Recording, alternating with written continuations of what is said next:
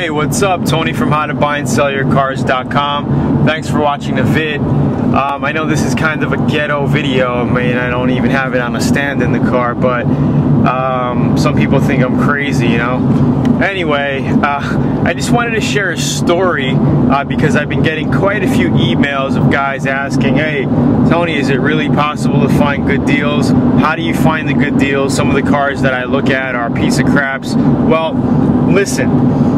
You're going to be in the game, you're going to be looking for a lot of cars to buy and sell. Hold on one sec. Maybe that's better.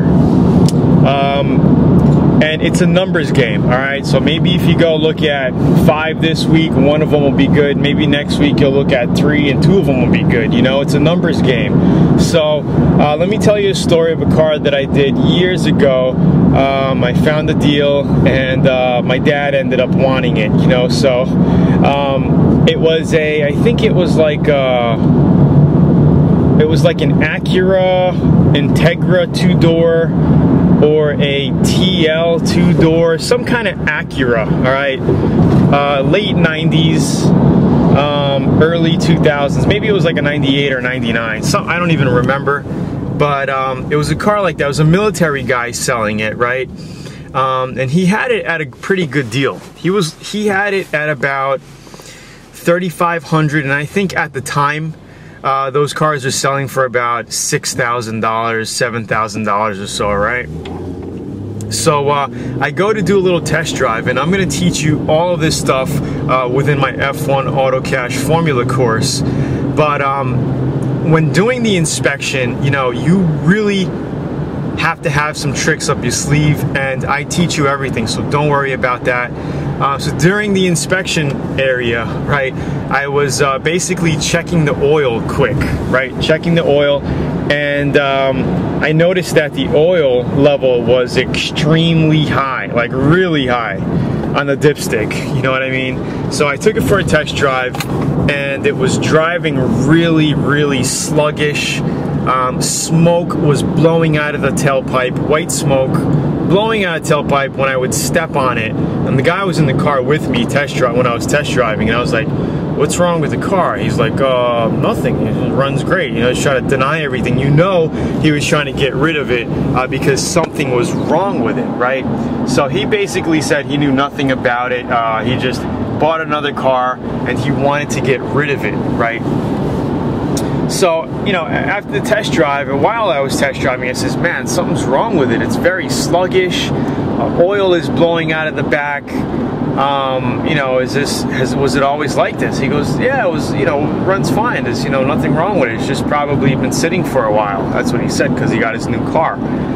So I was like, all right. I was like, oh man, maybe the piston rings are going or something, you know? It's leaking, burning oil like crazy, you know, burning oil. I mean, it's ridiculous.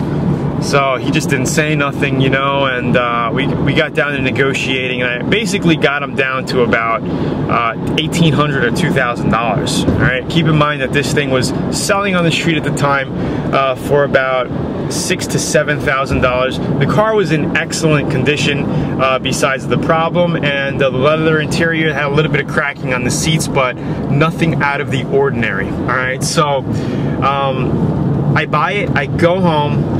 First thing I do is I drain the oil, because I know that this thing has way too much oil in it, right? So I drain it, and I have to tell you, there must have been at least 12 quarts of oil in this thing. 12 quarts. All right, keep in mind, the average 4-cylinder car takes about 4 to 4.5 quarts of oil. So it was just drowning itself in oil, guys, all right? So I drained it, I put new oil in it, I didn't even change the filter, right? And I took it around the block. It took a good 5 to 10 minutes to break in and burn all that oil out of the motor. And then after that, I stepped on it and the car took off, running clean, no problems. You know, it was just like a new car, you know, no problems at all.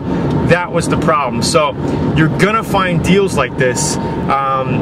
For instance, this situation here, you're gonna find other instances where it's just an alternator or a simple leak, a radiator fix, something small. You don't want to get into cars that need too much of everything, okay? You don't want to get into cars that need engine work, that need interior work, that need body work. Then you're messing with all of the major points. And I break this down step by step within the formula, so you know exactly how to negotiate, how to bid, and how to get deals. Like I said, you don't want to get into a car that needs too much work, because that's what I used to do, and you end up spending more time and money in your project, and you don't make as much on the back end. Okay, so that's basically it. You can find deals like this and make a lot of money on them, drive them for years, sell them, and still make money on them. Alright, so it's Tony from howtobuyandSellYourCars.com. I wanted to share the quick story with you. I hope you enjoyed it. Please like the video, share it, give it a like, whatever, comment below. Also, if you're on YouTube watching this right now, click the link below the video to go to howtobuyandSellYourCars.com to get my 17-page bikini report. I'm in the middle of revising it, and I think you're really going to like it. It's going to tell you more about how to buy and sell cars for profit, how to start, how to get good deals when negotiating, how to sell, advertising secrets. I get into all of that stuff, and I think you're really, really going to enjoy it. Again, it's Tony. I'll talk to you soon. Ciao.